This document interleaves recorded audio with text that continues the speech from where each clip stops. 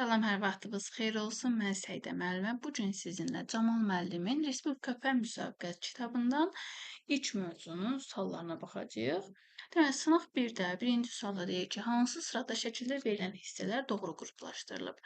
Bu 7-ci sinif dərsində də var idi, yəni bu tipdə sual və burada indi gəlin baxaq görək nədir? Birinci, deməli, börək göstərilib. Börək nədir? Bizim orqanımızdır. Ona görə birinci orqandır. Daha sonra ikinci ağciyərdir. Ağciyərlərimizdir. Bizim orqanımızdır. Ona görə orqandır. Üçüncü eritrositdir. Eritrositlər yəni qırmızı qan hüceyrəsidir. Ona görə üçüncü hüceyrə. Dördüncü beynimizdir. Bu da təbii ki orqandır. Beşinci yumurta hüceyrədir. Ona görə hüceyrədir. Altıncı sinir hüceyrəsidir. Ona görə yenə hüceyrədir. 7, 8 və 9 PDF-də tam yəni qəşəng görünməsə də, burada uşaqlar hər biri toxumalardır. Ona görə istər 7, istər 8, istərsə də 9 hər üçü toxuma haqqındadır. Yəni toxuma şəkilləridir. İndi baxaq. Birinci, deməli, orqan, dördüncü orqan, 1, 4 orqan və ikinci orqandır. Deməli, 1, 2, 4 bizim orqanımızdır. Qeyd edək. 1, 2 və 4. Daha sonra hüceyrə. Hüceyrə hansıdır? Deməli, yumurta hüceyrə idi. Sonra qırmızı qan hüceyrəsi idi və sinir hüceyrəsi idi. 3, 5 və 6. Hüceyrə 3, 5, 6-dır. Toxuma da 7, 8, 9-dur. Toxuma 7, 8 və 9. Deməli, hüceyrə 3, 5, 6, toxuma 7, 8, 9, orqanda 1, 2, 4. Bu da C variantında göstərilir. İkincidə, hansı həm hüceyrə, həm də orqanizm səviyyəsinə aid edilə bilər? Baxın, həm hüceyrə, həm orqanizm. Biz demişdik ki, bakteriyaları həm hüceyrə olaraq götürürük, həm orqanizm. Çünki bakteriyalar bir hüceyrəli canlılardır. Yəni bunlarda həmçinin prokaryotdular, nüvələri yoxdur. Və bir hüceyrədən ibarət olduqları üçün, nüvəsiz olduqları üçün və sadə quruluşda olduqları üçün biz onları həm hüceyrə olaraq götürürük, həm də orqanizm olaraq götürürük. Ona görə, deməli, erkək qameti hesab olunmur, zigot deyil, vəba vibriyonu, bəli, vəba vibriyonu bakteriyadır, vəba bakteriyası. Vibriyon da vecur şəkilli olduğu üçün qeyd olunur. Ona görə 2-də C variantı olacaq. Üçüncü sualda deyir, aşağıdakı şəklə əsasən X-in yerində yazılmalıdır. Biz deyirdik ki, hüceyrələr birləşərək toxumanı əmələ gətirir. Daha sonra toxuma birləşir orqanları, orqanlar birləşir orqanlar sistemi, orqanlar sistemi birləşərək orqanizmi yaradır. Yəni arıcılıq bu formadadır. Hüceyrə birləşir toxumanı, toxuma da birləşdi orqanları yaratdı. Yəni X-imiz nədir? Orqan. Orqanda D variantında göstərilir. 4-də hansı hüceyrə orqanoidlə canlıların bütün aləmlərin nümayəndələrində rast gəlinir? Yəni biz əvvəl deyirdik ki, canlılar 4 aləmdən ibarətdir. Daha sonra 5 aləm deyildi. Bunlar hansıları idi? Bitkilər, heyvanlar, göbələklər, bakteriyalar və daha sonra deyildi ki, protistalar da əlavə olundu. Protistalar bir hüceyrəli ibtidai canlılardır. Yəni biz Volvoxdur, infizor tərlikdir, Evglenadır, Chlorella, Chlamydonadır, hər birini protista olaraq götürürdük. İndi deyək ki, hansı hüceyrə orqanoidlə canlılar bütün aləmlərin nümayəndələrində rast gəlinir? Yəni bu 5 aləmin 5-də də olur.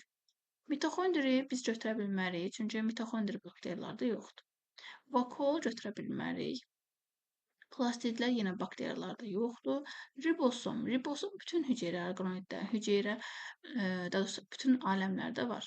Ribosom orqanoidi biz deyirdik ki, hətta bakteriyalarda belə var. Ona görə ribosomu biz ən qədim hüceyrə orqanoidi adlandırırdıq. Ona görə 4-də olacaq cavabımız C variantı. 5-də bir bakteriya növünün aid olduğu mühit temperaturunun deməli müəyyən bir müddətdəki say artımı aşağıdakı qrafikdə verilmişdir. Bu zaman müddətində həmin deməli növə aid olan bakteriyaların sayının ən çox artdığı zaman aralığı hansıdır? Gəlin baxaq. Ən çox hansında artır? 1-dən 2. 1-dən 2-yə baxsaq və 0-dan 50-yə doğru artan bir ardıcıllıq var. Yəni 0-50 aralığıdır. 3-4-ə baxsaq burada stabil, daha doğrusu 3-4-də bu da 50-dən 70-ə qalxır. 4-6-ya baxsaq 4 və 6. Burada deməli 70-dən 50-yə əksinə düşür, sonra sabit qalır. 6-ya 8-ə baxsaq burada da yenə düşür. Yəni artma yox, əksinə azalma göstərilir. Ən maksimal artma 1-dən 2 aralığındadır. Gördüyünüz kimi 0-dan 50-yə qalxır. Ona görə cavabımız olacaq A variantı. 6-da bitki hüceyrəsi, heyvan hüceyrəsi, nazik xarici qılaf.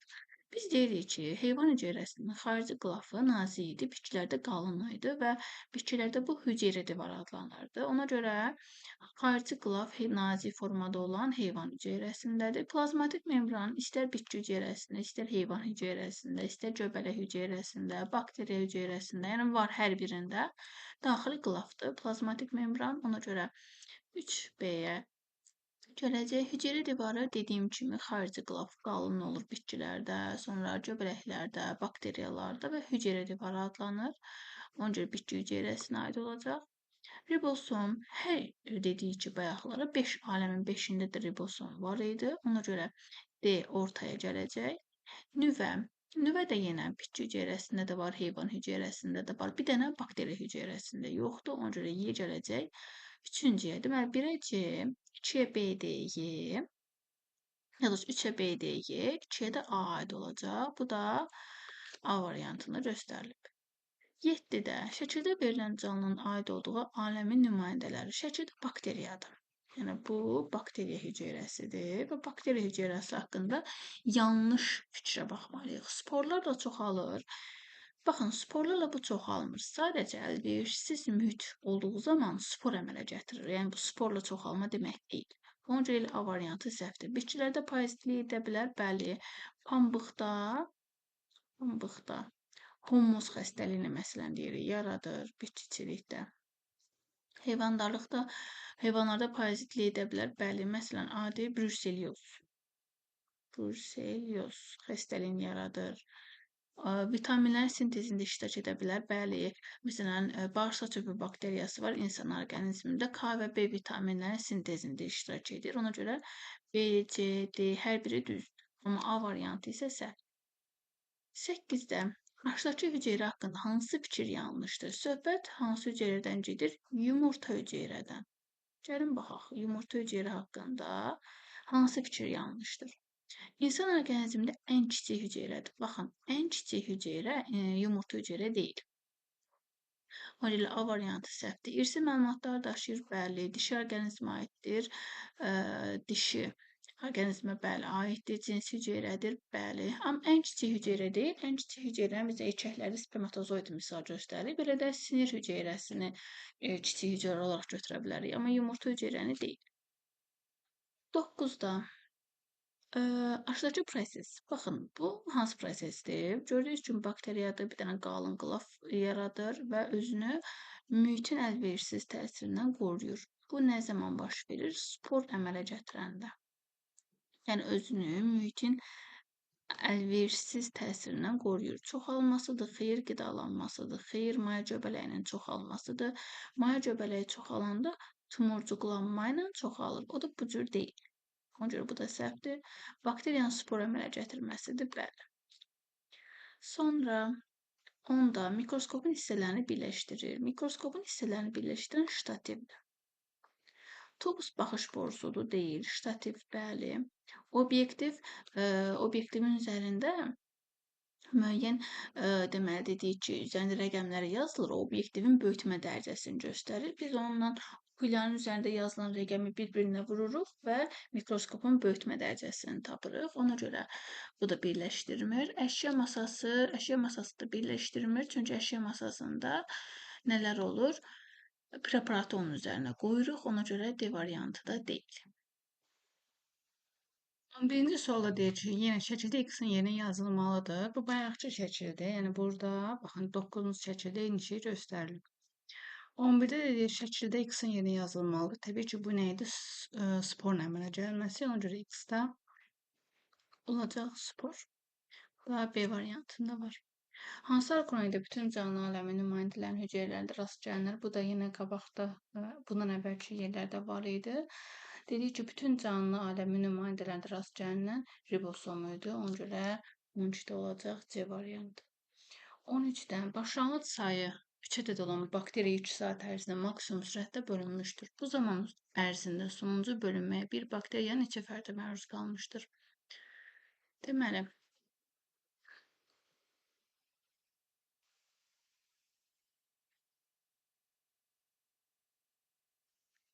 başlanğıc sayı 3 ədəd olan bakteriya. Bizim N0-ımız 3-dür. 2 saat ərzində, yəni T-miz 2 saat. Və maksimum sürətlə bölünür, yəni 20 dəqiqədən bir bölünür. Bu zaman ərzində sonuncu bölünməyə məruz qalan bakteriya. 3 dənə bakteriya 20 dəqiqədən bir bölünəcək, yaranacaq 6-sı. 6-sı yenə 20 dəqiqədən bir bölünəcək, yaranacaq 12-si. 12-si yenə 20 dəqiqədən bir bölünəcək, 24-ü, 20-si bölünəcək, olacaq 48-i, 48-i 20 dəqiqədən bir bölünəcək, olacaq 96. Deməli, 2 saat ərzində 96 dənə bakteriya yarandı. Amma mənə nə deyir? Bizə deyir ki, bir bakteriyanı, yəni söhbət burada bir bakteriyadan gedir. Əgər 3 bakteriyada 96-dırsa, bəs bir bakteriyada nə qədərdir? X. X bərabərdir. 96-nı böləcəm 3-ə, bu da eləyəcək 32. Daha A variantında var. 14-də bakteriya hüceyrəsinin sitoplazması xaricdən bilavasitə nə ilə əhatə olunmuşdur? Deməli, burada bakteriya hüceyrəsinin sitoplazmasından söhbət gedirsə, sitoplazma xaricdən örtülür plazmatik membranla. Plazmatik membranın xaricində isə hüceyrə divarı olur. Hüceyrə divarının da xaricində sirhli kapsul olur. İndi sitoplazma xaricdən əhatə olunub nə? Plazmatik membranla. 15-də cədvələ əsasən x və y-ın ifadəsinin, x plus y ifadəsinin qiymətini tapan. Baxaq. Başlanğıc bakteriya sayı 6-dır. N0-ımız 6-dır. Bölünməyə sərf olunan zaman 1 saatdır. T-miz 1 saatdır. Bölək 6 bakteriya 20 dəqiqədən bir bölünəcək, olacaq 12-si. 12 bakteriya 20 dəqiqədən bir bölünəcək, alınacaq 24-dür. 24 dənə bakteriya yenə 20 dəqiqədən bir bölünəcək, yanacaq 48-i. Üçüncü bölünməyə məruz qalan fərd sayı. Birinci bölünməyə məruz qalıb 6 dənə. Birinci bölünmə. İkinci bölünməyə məruz qalıb 12 bakteriya. Üçüncü bölünməyə məruz qalıb 24 dənə bakteriya. Yəni mənim x-im 24-dür. Gəlim bura x-in yenə qoyuram 24. Bunu 2 saat ərzində bölürəm. 24 bakteriya 20 dəqiqədən bir olacaq 48, 20 dəqiqədən bir olacaq 96, 20 dəqiqədən bir olunacaq 96-nı 2-yə vuranda 192, yenə 20 dəqiqədən bir olacaq 200, 284. Əslində bizə bu davamı lazım deyil, bizə lazımdır 3-cü bölünməyə məruz qalan. Bu birinci bölünməyə, bu ikinci bölünməyə, bu isə üçüncü bölünməyə məruz qalandır. Yəni y oldu 96. Məndən x-in y-ın cəmini istəyirdi. Onda 96 ilə 24-ün cəmi mənə verir 120. Deməli, cavabım olacaq C variantı. 16. Həqiqi ölçüsü 0,3 mm olan cisim şəkildəki mikroskop altında görünür. 1,8 cm görünür. Bu mikroskopun obyektivinin üzərində yazılan rəqəmi tapın. Baxaq. Düsturumuz bizim var idi. Görünən ölçü bölünsün həqiqi ölçü bərabərdir. Obyektiv vurulsun okulyara. Bu düstura əsasən tapacağıq. Bizim görünən ölçümüz 1,8 cm-dir. 1,8 cm millimetrə çevirəndə edir 0,3. Daha doğrusu 18 mm. Həqiqi ölçümüz 0,3-dür. Bərabərləşdirirəm. Okulyarın üzərində 15 yazılıb. Deməli, okulyarınki 15-də, obyektivi bilmirəm, x. 18-i 0,3-ə böləndə eləyir 600 bərabərdir 15x-ə. X-im də bərabərdir 615-ə böləcəm, eləyəcək. Bu da A variantında var. 17. Hansı bənddə xəstəliklərin adları və onları törədən bakteriyaların forması doğru göstərilib? Angina, deməli, angina kok, bəli, anginada kokdur. Difteriya basildir, vəba vibriondur. Elə variantı düzgündür. Taun çöpdür, kok deyil. Difteriya basildir, kok deyil. Burada vəbada vibriondur, deməli, basil deyil. Difteriyada basildir, vibrion deyil. 18-də hansı aləmin və ya aləmlərin avtotrof nümayəndəsi yoxdur? Deməli, bitkilərdə baxsaq, bitkilərdə təbii ki, avtotrof nümayəndə var. Ona görə 1 getdi. Variantlardan 1 çıxır. Göbələklərdə yalnız heterotrof yolla qidalanırlar. Avtotrof bunlarda ümumiyyətlə yoxdur. Ona görə 2-ni götürürəm. Bakteriyalarda həm avtotrof, həm heterotrof yolla qidalanırlar. Ona görə 3-ü götürmürəm. 3 olanlar da gedir. Heyvanlarda deməli bir hüceyrəli heyvanlar, evcillər falan avtotrof yollarda qidalanır. Yəni xloroplast olduğu üçün avtotrof yollarda qidalanır, heterotrof yollarda qidalanır. Ona görə 4-də götürmürəm. Cavabımız olacaq yalnız 2. 19. Hansı elmi sahəsi orqan və orqanlar sisteminin funksiyalarını öyrənir? Əgər bizdən funksiyalar deyirsə, bu fiziologiyadır. Fizioloji funksiyası öyrənir. Anatomiya orqanın quruluşunu öyrənir. Anatomiya sözün mənası da yarıram deməkdir. Mikrobiologiya bakteriyaları öyrənir. Genetika irsiyyəti öyrənir. Fiziologiyada funksiyaları öyrənir. 20-də bitki hüceyrəsindən fərqli olaraq göbələk hüceyrəsində olmur. Göbələkdə nə yoxdur? Göbələkdə vakuol var, sitoplazma təbii ki var, nüvə var, leykoplast isə yoxdur. Çünki leykoplast bitki hüceyrəsində olur. Amma və avtotrof yolla qidalanan canlılarda olur. Əsasən yəni bitki hüceyrəsində. Amma göbələk hüceyrəsi heterotrof yolla qidalandığı üçün göbələklərdə yoxdur. 21. Başlanğıc sayı en qədər olan anaerob bakteriyaların fasiləsi bölünməsi zamanı aşağıdakı qab 3 saat ərzində A nöqtəsinə qədər dolmuşdur. Qabın B nöqtəsinə qədər dolması üçün neçə dəqiqə vaxt lazımdır? Baxın. 3 saat ərzində A nöqtəsinə qədər dolur.